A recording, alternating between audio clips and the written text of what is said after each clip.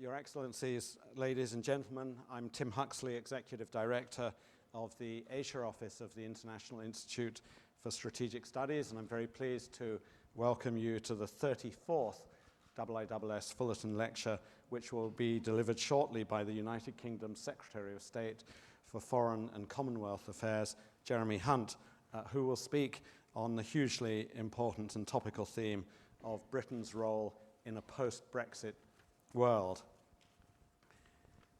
By way of introduction to this lecture series, I should say that it's intended to encourage thinking and discussion in Singapore and its region about significant regional and international questions of the day. And to that end, we invite a series of important political figures to speak to and engage with our audiences here at the Fullerton Hotel. It's wonderful, but not at all surprising to see such a large audience here, drawn from across the Singapore community in the Straits Room of Singapore's iconic Fullerton Hotel for the Secretary of State's Fullerton Lecture.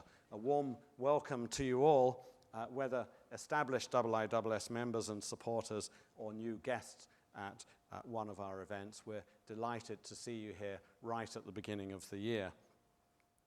With Brexit, the UK's exit from the European Union scheduled to take place in March, there could be no more opportune time for us to benefit from hearing an authoritative British government view on how the United Kingdom will play its vitally important international roles in the wake of separation.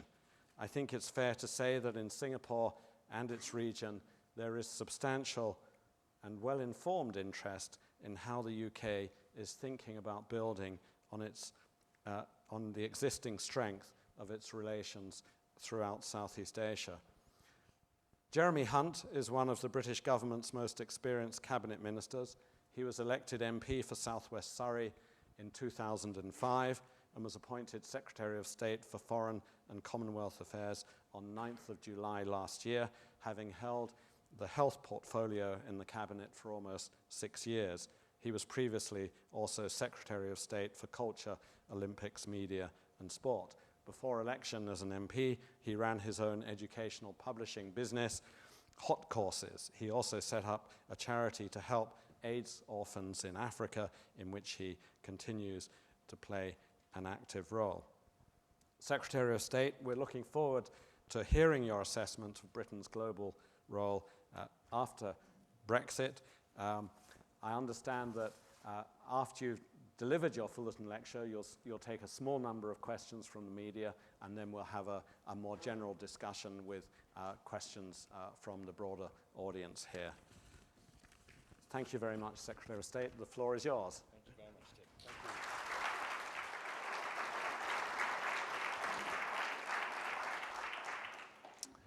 Well, thank you, and Happy New Year to everyone. And I want to start by thanking you, Tim, and the International Institute for Strategic Studies for giving me the huge honor of delivering this Fullerton Lecture. And I'm absolutely delighted to be here in Singapore to renew Britain's ties with one of our closest and oldest friends. Our two countries are joined at the hip, not just by common interests and our shared dedication to the rule of law, but by a shared history that has bound our two peoples together for 200 years, almost to the day. Just over a century ago, the great naval strategist, Admiral John Fisher, identified Singapore as one of 5 keys of the world. The sights and sounds of this remarkable city vindicate his judgment today as then. From the cranes in the world's second busiest container port to the towers of a thriving financial center, Singapore exemplifies the dynamism and vitality of Asia. And as the natural junction between the Indian Ocean and the Pacific, Singapore has turned itself into the greatest artery for trade in the world, transited by cargo ships 84,000 times in 2017 alone. Alongside this prodigious development, nearly half of Singapore remains green and lush, including the Botanic Gardens, your first World Heritage Site, and home to a rainforest forming part of Her Majesty the Queen's Commonwealth canopy. For a relatively new British Foreign Secretary, there are few better sources of wisdom than the late, great Mr. Lee Kuan Yew, who served as Prime Minister of Singapore for 3 decades and influenced a generation of leaders, including Henry Kissinger and Margaret Thatcher. So let me start by turning to his lecture on the fundamentals of Singapore's foreign policy, delivered in 2009. Friendship in international relations is not a function of goodwill or personal affection, he said. We must make ourselves relevant so that other countries have an interest in our continued survival and prosperity. Words we in Britain should heed in this momentous year in our history. Thanks to that history, the UK probably has better connections across the globe than nearly any other country. But we cannot depend on sentiment or affection to be relevant to others, nor should we assume that because of past achievements, others will have an interest in our future success. Not unless we are able to link our success to the success of others, or as Lee Kuan Yew would have said, make ourselves relevant. And today I want to discuss exactly how we do that. Like Britain on the 29th of March this year, Singapore too faced an extraordinary challenge on the 9th of August 1965, when it separated from its larger neighbour. In Lee Kuan Yew's famous words, "Some countries are born independent, some achieve independence. Singapore had independence thrust upon it." Yet his memoirs record how not everyone shared his anguish, least of all the investors who swiftly decided that independence was good for the economy. By the second day, the value of almost all Singapore's industrial stocks was climbing. And over the next 5 decades, Singapore's real per capita GDP would multiply 15-fold to reach $58,000 a head. And today, Singapore has risen to become the 8th richest country in the world per capita, surpassing Germany, France, Sweden, and though I whisper it softly, the United Kingdom. As we leave the European Union, Britain can draw encouragement from how Singapore's separation from the peninsula did not make it more insular, but more open. In Lee Kuan Yew's phrase, 1965 marked the moment when Singapore plugged into the international economic grid. The transformation of a territory measuring only 26 miles from east to west, wholly devoid of natural resources, was based on unleashing the boundless talent and ambition of Singapore's people, including by creating schools with the best results in the world. What was right for Singapore won't always be right for Britain.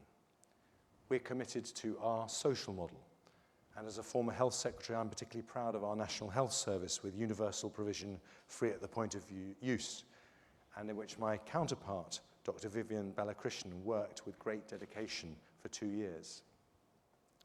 But there is much we can learn from Singapore, not least the excellence of its education system, the long-term investment in infrastructure, and a strategic approach to how a nation sustains competitive advantage in the world. Britain and its allies were instrumental in setting up the international order that has broadly existed since 1945. This assembly of rules and institutions, including multilateral bodies like the United Nations, the World Bank, and the World Trade Organization, has combined with an American-led security umbrella to create the conditions for peace, stability, and trade, allowing more human beings to lift themselves out of poverty than ever before in history. Singapore symbolizes what is possible with a peaceful and stable international order. Yet, as we look around at the start of 2019, all is not well. What is wonkishly called the rules-based international system is under greater strain than for many decades, and the evidence is all around us. In Europe, Russia has annexed 10,000 square miles of Ukraine, seizing the territory of another member of the United Nations by force of arms in breach of the first principle of international law. Then last March, the Kremlin deployed a Novichok nerve agent in Salisbury, the first time a chemical weapon has ever been used on British soil. In 2017, VX nerve agent was employed in this region to assassinate a North Korean citizen in Kuala Lumpur International Airport. In the Middle East, the Assad regime has used chemical weapons against its own people in Syria, defying a global ban on these instruments of death that dates back to the Geneva Protocol of 1925. At the same time, Iran has continued its highly destabilizing interference in Yemen, Lebanon, Syria, and Iraq. In Asia, we saw the expulsion of over 700,000 Rohingya refugees from their homes in Burma, alongside horrific mass killings and rape by the Tatmadaw, the Burmese army, in a brutal act of ethnic cleansing. And across the world, we can see that far from advancing, as it did when the Berlin Wall fell, democracy is now in retreat. Freedom House report that 71 countries suffered net declines in political rights and civil liberties in 2017. And by 2030, for the first time in our lifetimes, the world's biggest economy won't be a democracy or even want to become one. So where does post-Brexit Britain fit into this picture? Well, we need to begin with a realistic assessment of our global position.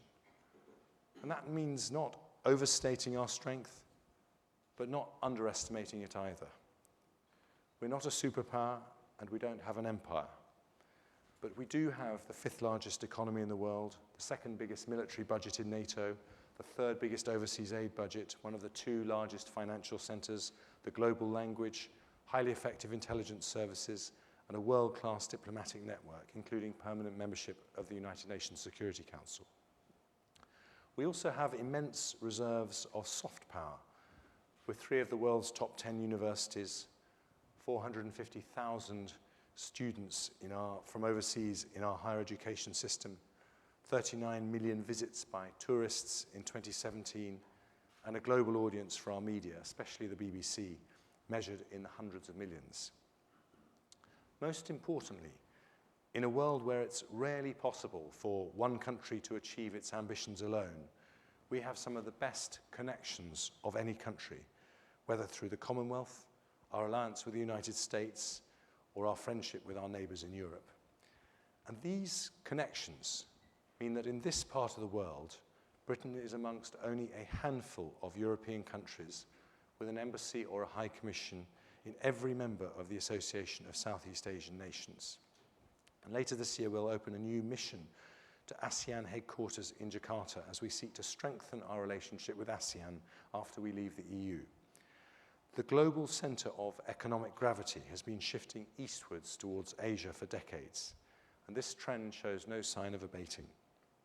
In 1980, Asia comprised less than 20% of the world economy. Today, the figure has climbed to over a third. In his new book, The Future is Asian, Parag Khanna writes that of the $30 trillion in extra middle-class consumption expected by 2030, only $1 trillion will come from the West. Power always follows money. So the rise of Asia will have a profound impact on the global balance. Now, Britain is already the biggest European investor in Southeast Asia, with ASEAN trade of nearly £37 billion and over 4,000 British companies employing more than 50,000 people in Singapore alone. And those connections are why Britain's post-Brexit role should be to act as an invisible chain linking together the democracies of the world, those countries which share our values and support our belief in free trade, the rule of law, and open societies. That doesn't mean being dogmatic or forcing our values on others. And of course, we recognize that every country is different. But it does mean speaking out for those fundamental principles to our friends, as well as to those who set themselves up in opposition to them. It means being active where we have special responsibilities, such as securing peace in Yemen. And it means working with others where we can be most effective, such as with the French in Libya, NATO in Afghanistan, and the United States and Australia in Asia.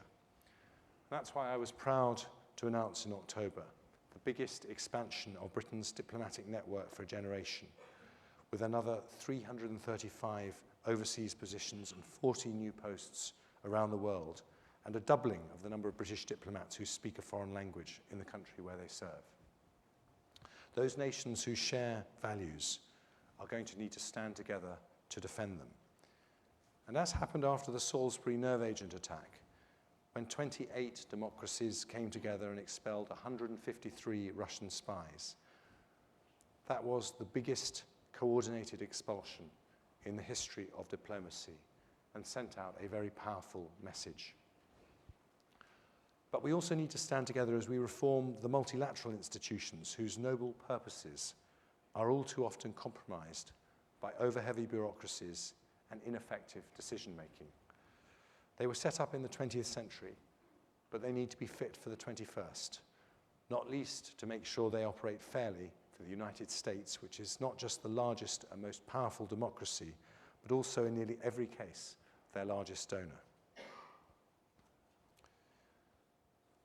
So to conclude, on the 27th of January 1819, Sir Stamford Raffles and William Farquhar landed here, and the bicentenary of that event falls in just over 3 weeks. Prime Minister Lee Hsien Loong explained its significance in these words: "Had Raffles not landed, Singapore might not have become a unique spot in Southeast Asia, quite different from the islands or archipelago around us, or the states in the Malayan Peninsula.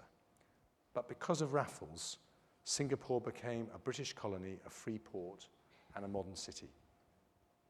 The British legacy of the rule of law, clean administration, independent courts, and the English language have all been part of Singapore's success. The people of Singapore have built magnificently on that legacy, and our relationship has developed to a point where our countries work side by side in almost every field. Last year, Prime Minister Lee attended the Commonwealth Summit in London. Trade between us rose by 7% to nearly 14 billion, and 3 Royal Navy ships visited Singapore. As we renew our friendship with Singapore for the next 2 centuries, I'm delighted that on Friday, Foreign Minister Dr. Vivian Balakrishnan and I will launch our new partnership for the future, focused on the digital economy, education, innovation, security, and defense. But as we cooperate in all these areas, let us also remember a higher purpose, namely our joint responsibility to modernize and safeguard an international order that has led to unparalleled peace and prosperity for both our nations. The United Kingdom will always be ready to work alongside like-minded countries, and few in Asia are more like-minded than Singapore. So, as Lee Kuan Yew said, let us seek a maximum number of friends and seize opportunities that come with changing circumstances. The scale of the challenge demands no less. Thank you very much.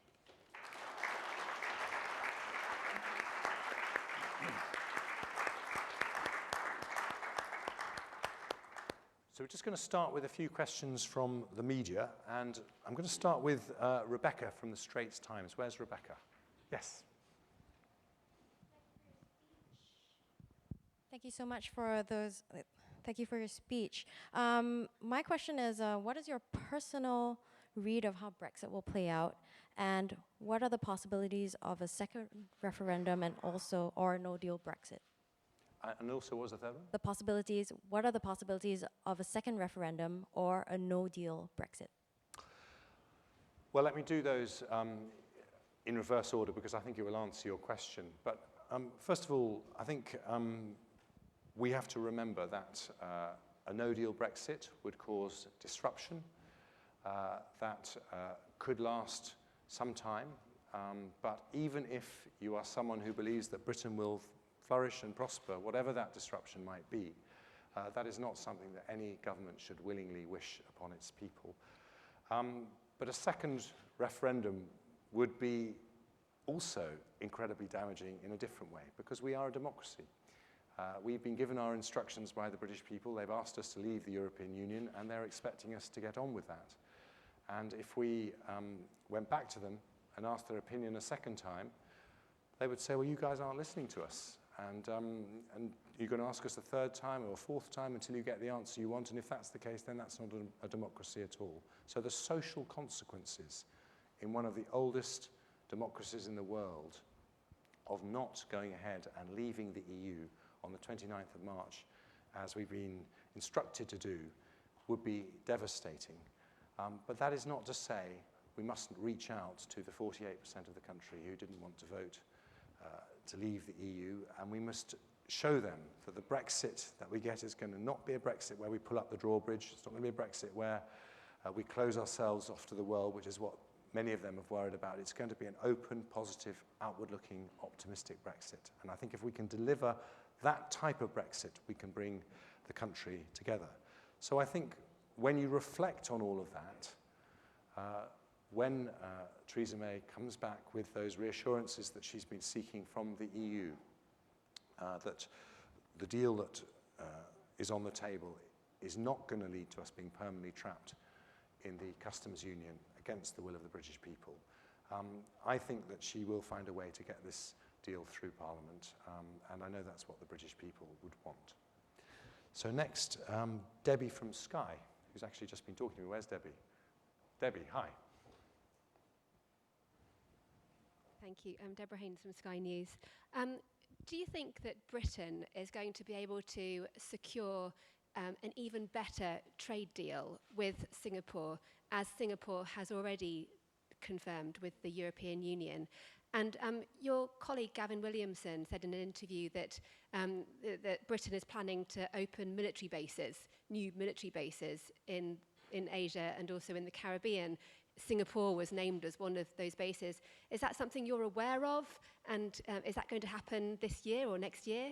Thank you. Well, we have a long-standing military cooperation with Singapore. We have a refueling facility here in Singapore that's a permanent base. We have Gurkhas in the region.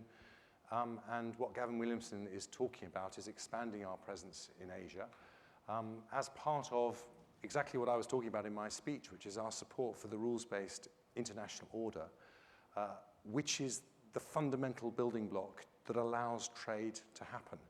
And so to answer your second question, I'm very confident that we will have a good trade deal with Singapore. And why do I have that confidence? Because we both believe in the same thing. We both believe in competition, in free and open trade, in being open to the world. And so I'm very confident that at the right moment we will be able to get the deal that will be in both our countries' interests. Martin from AFP.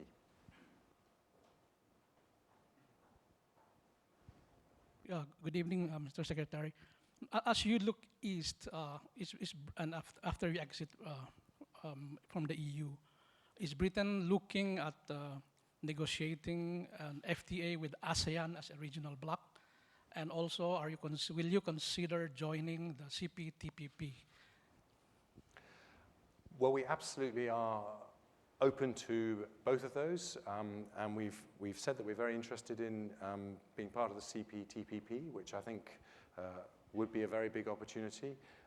We're interested in having any trade discussions with ASEAN. We're opening a new mission in Jakarta precisely to enable those discussions to happen on a more coordinated basis.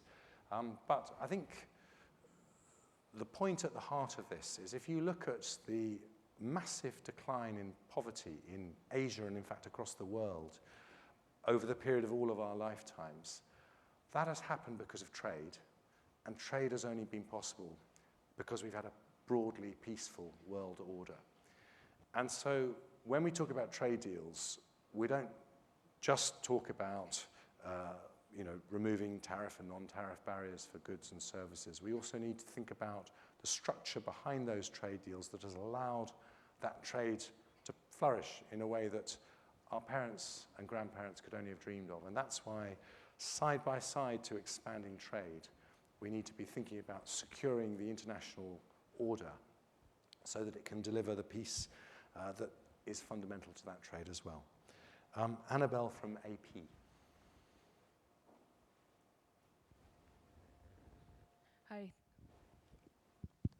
Hi, thank you for your speech. There are two traditional powers that vie for influence in Asia, the US and China. You mentioned just now that Britain has some of the best connections through the Commonwealth, alliance with the US, and friendships with European neighbors. How does China fit into the picture? And what will Britain offer Asia that these traditional powers maybe are not offering enough or cannot offer? Thank you. Well, I think China is the most extraordinary success story. They can boast in the same way that Singapore can boast of an absolutely remarkable transformation over recent years. And far from wanting to constrain the growth of China, we should welcome it. And we should recognize that that's 2030 point when, by some forecasts, China will overtake the United States as the world's largest economy. They will still only have a GDP per head 25% of that of the United States. So they're going to want to continue to grow, and rightly so. And there are big opportunities for all countries who trade with China. What we don't yet know for sure at the moment is the role China wants to play on the international stage. And that is changing as China comes to terms with the power and influence that it has. And so we want to work closely with China, stay close to China, stay friends with China, but also be honest with China if we ever thought that China was going in the wrong direction. And I think that's the thing that friends should do. Finally, Sarah from the BBC. Where's Sarah? Is Sarah here? Sarah, there, I can see you. Hello, Mr. Hunt. I mentioned the BBC, by the way, in the speech, so I'm sure this is going to be a very nice question. Very much. I've got headquarters firing all sorts of suggestions at me for a question. One of them is Singapore is an incredible city. Singapore is an incredible city, but it has been described by many as a benevolent dictatorship. Why are you choosing here to talk about democracy? Oh, that's the question, yeah? That's it. Well, I think it's very important to recognize the progress and development that there has been in Singapore. And in terms of democratic values, you know, this is not a country which has, you know, the lively interviews that the BBC regularly give me and my colleagues back at Westminster, but it is a country which has elections, that strongly upholds the rule of law, that strongly supports free trade, and is a voice of support for the international rules-based order. And that's why we see Singapore as a country where we share many things in common. But on this trip, I'm going to Malaysia. I'm going tomorrow. And last year, Malaysia, for the first time in its history, had an election in which there was a transfer of power from one party to another. So, you know, they in Malaysia are at a different stage in the journey. And I think that friends should talk to each other. I'm going to be meeting some journalism students in Singapore. I'll have discussions about all these issues, but I also want to focus on what we've got in common. And, you know, Singapore had a big change in its history back in 1965. And through energy, dynamism, resolve, they turned that into a great opportunity for the people of Singapore. And what I would say is that two things in particular they did really well that we in Britain can learn from as we face this big moment in our history with Brexit. First of all was the extraordinary investment in the education system and the skills of the people of Singapore, which has given them the best results in the PISA rankings of any OECD country for reading, maths and science. It's a big, big achievement, but that takes a long time to get that kind of quality in an education system. And secondly, the long-term approach they take to infrastructure investment, the new terminals going up at Changi Airport, the fibre infrastructure, the ambition to be the world's first smart city. This is something that I think is really important for us to think about. So whilst we don't seek to copy the social or political model here, we do want to look and learn from their economic model. And I think as a friend of Singapore's, there's some very useful and valuable exchanges we can have. Thank you. Over to you, Tim. Secretary of State, thank you very much.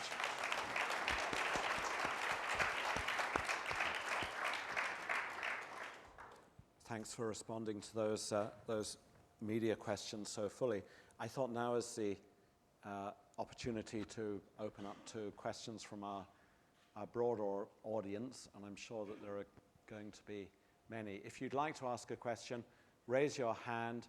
The microphone will come to you. When you have the microphone, if you could please say who you are, what your affiliation is, and ask your question very briefly, and please end it with a question mark. So who would like to be first? Thank you. Okay. Thank you, Minister, for your comments. You mentioned just now that... Could you say who you are? Oh, sorry. Vivian Liu, Philanthropy Work CEO, and also Young Global Leader 2015 from the World Economic Forum. You mentioned just now that you'll be opening essentially an embassy or consulate, an embassy, I guess, for ASEAN in Jakarta later this year.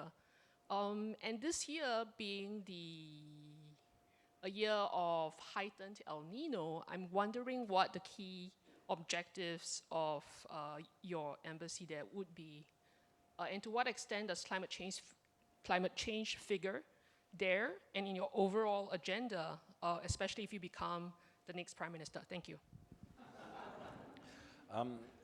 Well, I'll ignore the very end of that question because we have a Prime Minister who's doing an incredible job at the moment, and I think all of us in the UK are rooting for her. She has one of the most difficult jobs of any leader of any Western country right now.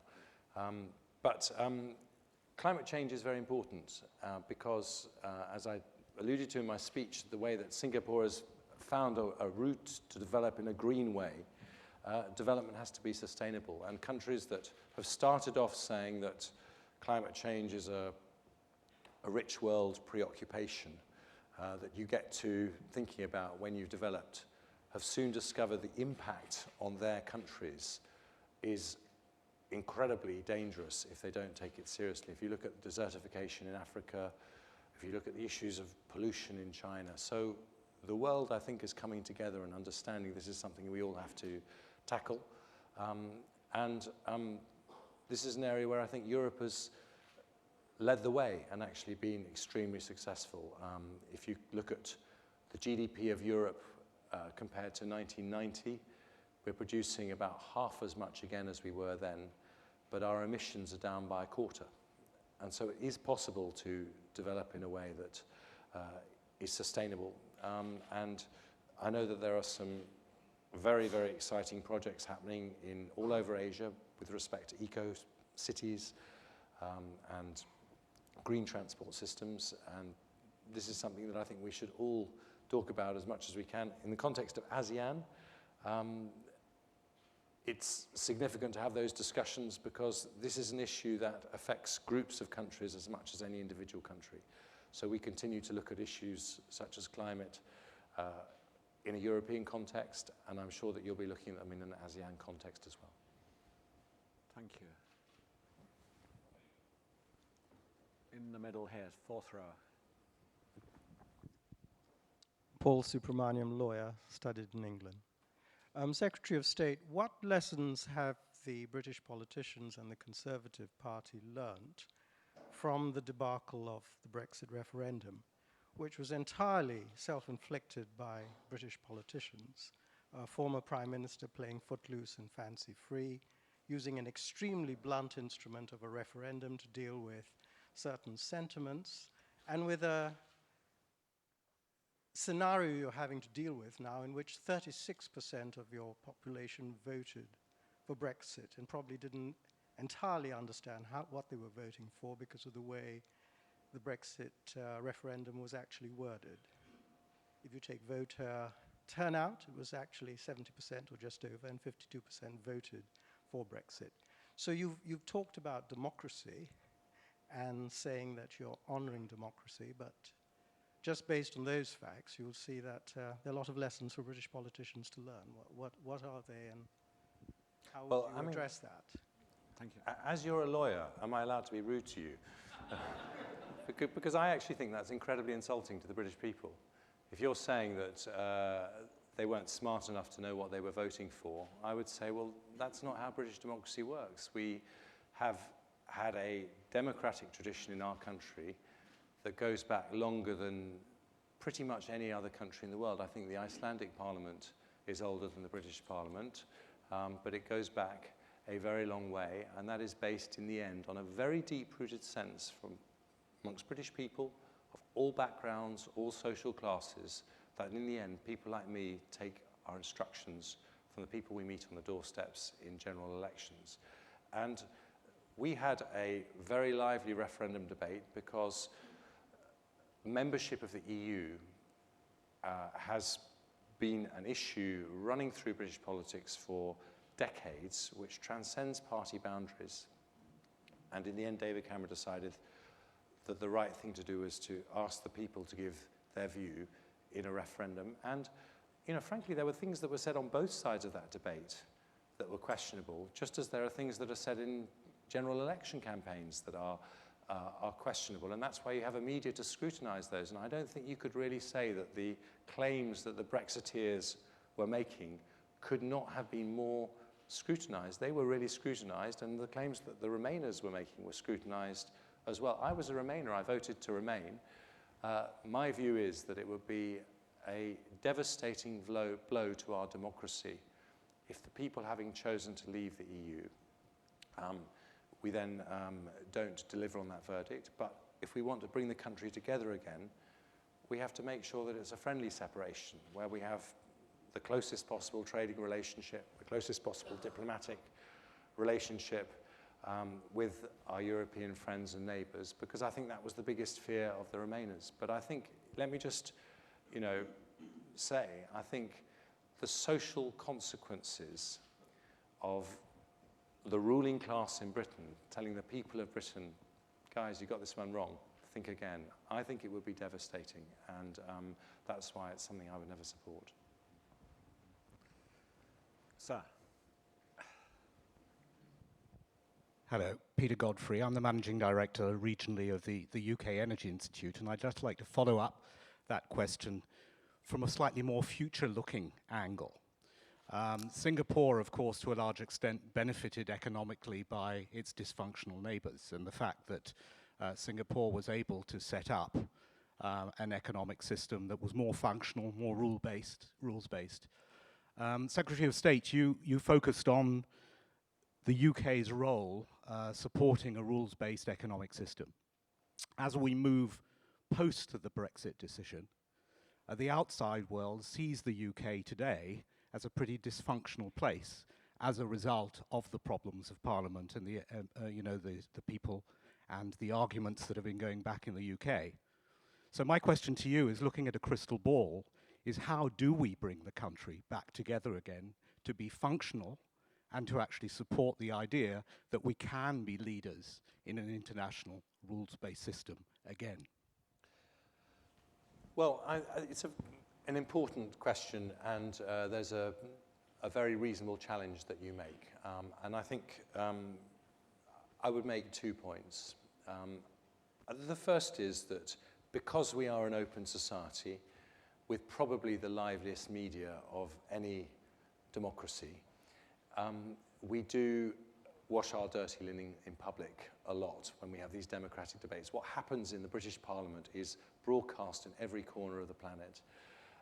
And so people see these debates, and what they see is a big controversy.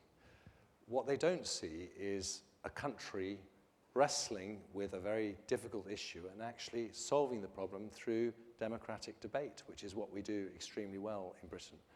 And Brexit is an issue that excites enormous passions on all sides, and we are having a very big debate about it in Britain, how to get it right, how to marry our commitment to democracy with our desire to stay friends with our European neighbours, with our desire to protect the economy. These are difficult issues, and we're having that big debate in Britain. But the result of that is that we will come up with something that has been properly aired. And I would say that how do you bring the country together in a situation like this? Well, I think it's by delivering a true Brexit for the 52% who voted for it. They said they wanted to be legally separated from the institutions of the EU. But a generous Brexit for the 48% who were worried that Brexit could mean Britain cutting itself off from the world, becoming less open, less international, less cosmopolitan. And I want my children and grandchildren to be able to travel, study, live and work in other European countries. And I think that that's something that most British people think as well. So we need to find a way of making sure that the Brexit that the 48% are afraid of isn't the Brexit that we end up with. And then I think we can succeed in bringing the country together. And indeed, I'm very confident that we will. So, Mr. Surya. Surya from the S. Rajaratnam School of International Studies here in Singapore. Post-Brexit, what would be the thinking of the UK government towards the five-power defense arrangements? Will there be any rethinking, or would you continue to be part of the arrangements? And if so, why? Thank you. Well, we are absolutely committed to that five-power arrangement. And in fact, last year we had 3 Royal Navy ships visiting Singapore, and I think that's something to be welcomed. And why is that? Because right here, this is the greatest trading artery in the world. So a lot of the prosperity that comes from trade, where the destination might not be Singapore, but Singapore could be a very important transit point, that depends on the rule of law, the UN rule of law of the sea, very, very important in this part of the world. So that's why we've come together. Well, it dates back to 1971, but that's why we have that agreement. But I know we are absolutely committed to it. In about 5 rows back in the middle. Minister, first of all, I wish you a Happy New Year. Thank you. And I wish you every success in your Brexit. Okay? I have 2 questions for you, sir. First one is, if I remember correctly, President Obama said, if Britain leaves Europe or EU, you'll be last in the queue. Of course, now we have a new president. So where do you think UK will be in this queue after you leave EU? Bearing in mind that in the meantime, the US has signed a new agreement with Canada and Mexico, and I think, if I'm not mistaken, also they signed a new FTA with South Korea, and in talking to China on new trade. So where do you think you will be, in respect to the queue? Also, I think one gentleman mentioned this new CTPP. So where do you think you will be in relation to all this new developments? My second question, you mentioned about rule-based order. I've not heard a lot from UK about how the US is treating this world-based order. I hear France, President Macron, complaining about what the US is doing, but I don't hear a lot about UK making comments. For example, like withdrawing from Syria, the United Nations, and climate change. I mean, those are pretty, on 99% of the countries in the world back climate change, except the US. So isn't that rule-based? I mean, how is the UK treating this this treatment of, by the US to this so-called rule-based order? Thank you. Okay, well, 2 very good questions. So first of all, President Trump has made it very clear that he would seek to sign a free trade deal with the UK as soon as possible after Brexit. So he wants to put us at the front of that queue. We obviously need to work out a trade deal with the EU, which is our biggest trading partner, and of course with our friends in Asia at the same time. But the point I was trying to make in my speech was that these trade deals are very important, but they aren't the only thing that makes a modern economy successful. And actually there are many other things that we need to think about as well.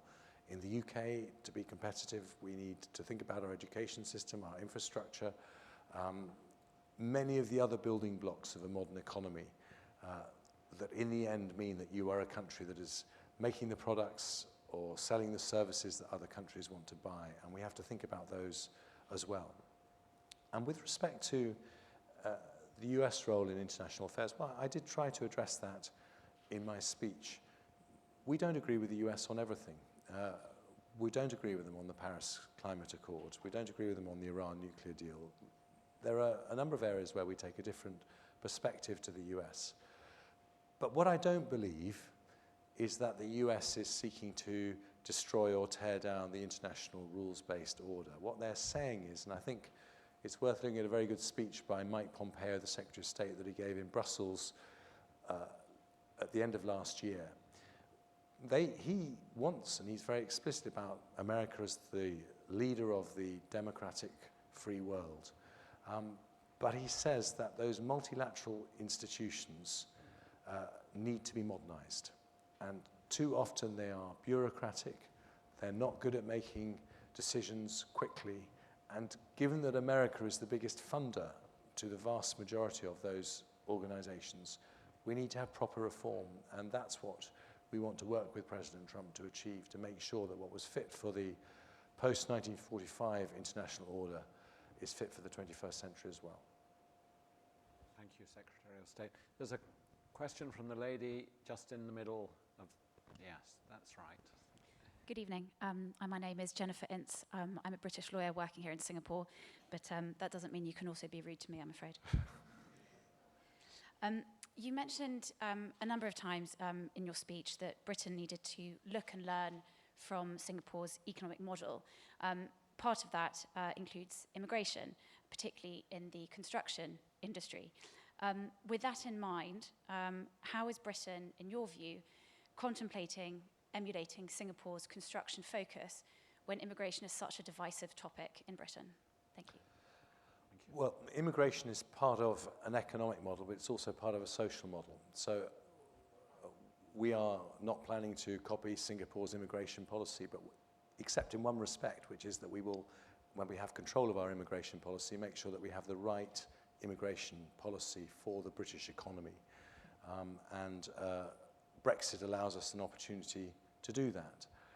And I think if you talk to British people about immigration, which is a huge issue, not just in Britain, but across the whole of Europe, their view about it is that immigration is hugely beneficial to modern economies and modern societies. But they had concerns about the pace of change, and they wanted to know that they had a lock on that pace of change through the parliamentary ballot box, which is not possible when you're a member of the EU because of the free movement rules. But that does not mean that we are going to pull the drawbridge up, and in fact our draft immigration policy makes it very clear that when it comes to high-skilled labour, we want to be very open and welcoming to people from other countries because they're going to be absolutely essential to the future of our economy. At the back, in the far corner. Yes.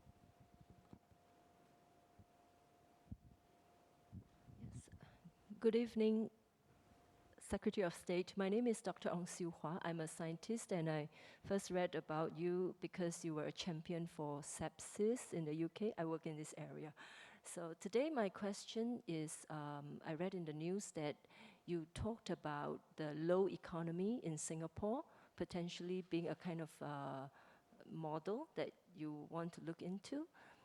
I'm thinking, how easy or not is it to transform from the existing model to a very different low tax economy in Singapore? Well, I think, I hope my speech made it clear that I don't think that we do want to transform ourselves into the Singaporean social model because in the UK we are very committed, I am personally very committed to the National Health Service. We have an aging population and we are committed to that system which the NHS had its 70th anniversary last July, and we're very proud of the NHS, and your Foreign Minister worked in the NHS for 2 years, and we're grateful for his contribution. So the economic changes that I'm interested in Singapore are the long-term investment in the productive capacity of this country, and the way that you've taken a very long-term approach to education and skills, a very long-term approach to infrastructure, and that has meant that you've been able to sustain higher rates of economic growth than many of your competitors, indeed to leapfrog the UK in the period that you've been an independent country. And I think that's very important for us, because Brexit is a big moment of change, and it's a moment not just to think about the nature of our trade deal with the EU and other countries around the world, but also what it is that truly makes an economy competitive. And there are things there that we should think about doing, which we should probably have done anyway, and doesn't need Brexit to make them happen, but Brexit can be a catalyst to make them happen. And that was why I talked in my speech about Lee Kuan Yew talking about the anguish of separation from the Malaysian peninsula, but how he managed, with his leadership, to turn that into a moment of opportunity for the country. And I think there's a lot that we can learn about in that respect. Professor Rajamohan. Secretary, I just wanted to ask a question about Commonwealth, which is part of your job description. But given, one of the central themes of the Brexit years has been that you can go back, reconnect with the Commonwealth. Given your engagement with the summit and later with many countries, are you disappointed? Is it too late to revive the Commonwealth, or can we salvage something out of Commonwealth? Well, I think the Commonwealth is a great opportunity. It's 53 countries, and what's unique about it is that it is really the biggest and strongest North-South alliance. So it has, some of the oldest democracies in the world and some of the most newest democracies, and indeed the largest democracy of all in the case of India. So we are very keen to energize the Commonwealth, but like many international bodies, it finds decision-making difficult. And so it's very good at meeting together, but we need to find a way of being better at transforming good intentions in the meetings that we have into action. So that's why we're supporting a reform agenda for the Commonwealth that will make it more effective in the 21st century. Sir. Hi, I'm Dr. Anthony Yee from the Royal Commonwealth Society.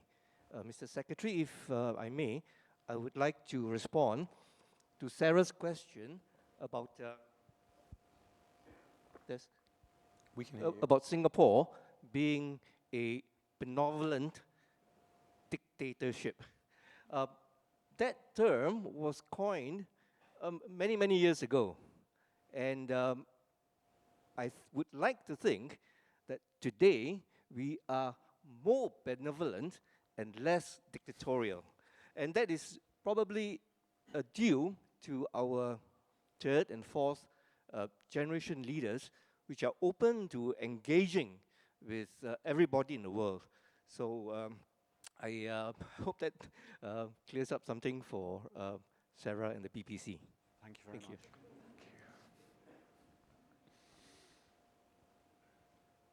At the back. Mr. Secretary, at TED, I work at a tech startup. My question for you is that it feels like one of the underlying drivers for Brexit is ultimately that the benefits and fruits of globalization haven't really been distributed well to the so-called losers of globalization, if I may. And I think this is one of the questions that many countries, including Singapore, is sort of trying to grapple with. So I hear you mention investment in education and infrastructure as some of the domestic policies that you implement, but I don't know whether there's anything more, anything else, or any other thoughts on what else can be done to try to manage for, the unequal distribution of benefits. Thank you. Well, I think it's a very important question, because in the end, if you don't build a capitalist system in which everyone has a stake, then the people who don't have a stake will say they want to change it.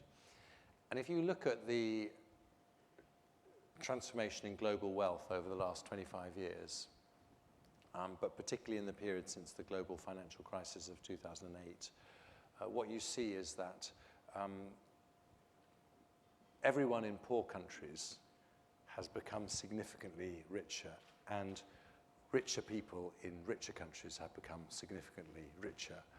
But poorer people in richer countries have seen their income stagnate. And so they have not felt that they've had a stake in the success that everyone else has been enjoying.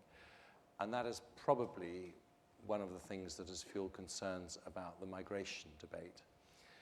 And so you're absolutely right to say that one of the reasons that people voted for Brexit was that they thought they had a ruling class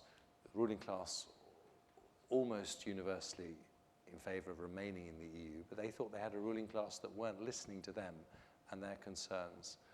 And this is something that Theresa May often talks about, and she's right to do so. What we need to deliver post-Brexit is an economy and a country that works for everyone, where everyone feels they have a stake in its success. And that's why looking at education and skills is a very, very important way to demonstrate that that is the kind of country we're seeking to build.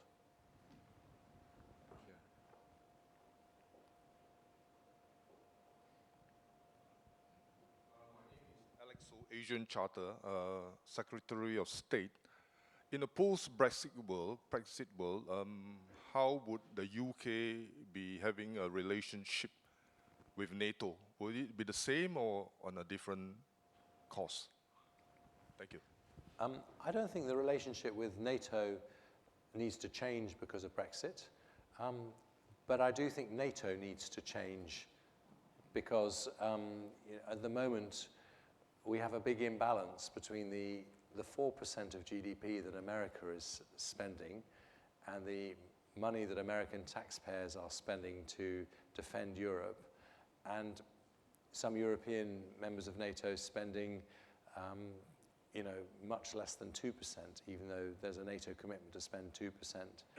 And alliances have to be fair to all partners. So, that NATO alliance has been the most successful security alliance, certainly of the last 100 years, but possibly for even longer than that.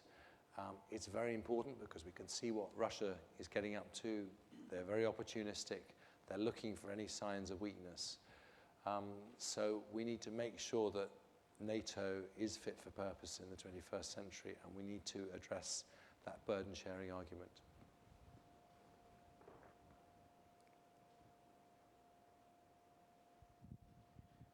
Good evening, Mr. Secretary. My name is Manish Maheshwari. I'm a banker by profession, but today I'm in my personal capacity here as a evening scholar. My question is as follows. Now that UK is determined to leave the EU, even at the cost of seeing much of banking move to Frankfurt or Amsterdam or Paris, is there any thinking going on whether it makes sense to fill that vacuum by becoming a center for RMB clearing, for instance? And if there's anything you could share in public along those lines. Thank you. Well, I just make the general point that I don't agree with you that there's going to be a big transfer of banking over to continental countries. We actually looked very hard after the Brexit process started at what is the right thing to allow the City of London to thrive. And the choice we had was complete freedom from European regulations that would allow the City of London to innovate faster, or whether we went along with all European regulations but as a rule taker. And I think the view of many people in the city is actually the city is so strong and so successful, but that success is based on its ability to innovate and be fleet of foot. And we would lose that very quickly if we were simply having to take rules that someone else was making. So I think the city has a great future. We will have different legal arrangements, but I'm very confident that they will thrive going forward in a post-Brexit world. Thank you very much, Secretary of State. I think with that very positive response to that last question, maybe given that time is pressing, it's time to bring this question and answer session and the 34th Fullerton Lecture to a close. Thank you very much for answering that huge range of questions. I don't think we've ever had such a wide range of questions at a Fullerton Lecture. Thank you for answering them so fully and frankly. We really appreciate that. And even more so, thank you for your really great Fullerton Lecture on one of the really vitally important topics of the day internationally, and you can see what huge interest it's provoked in Singapore. So thank you very much. Thank you.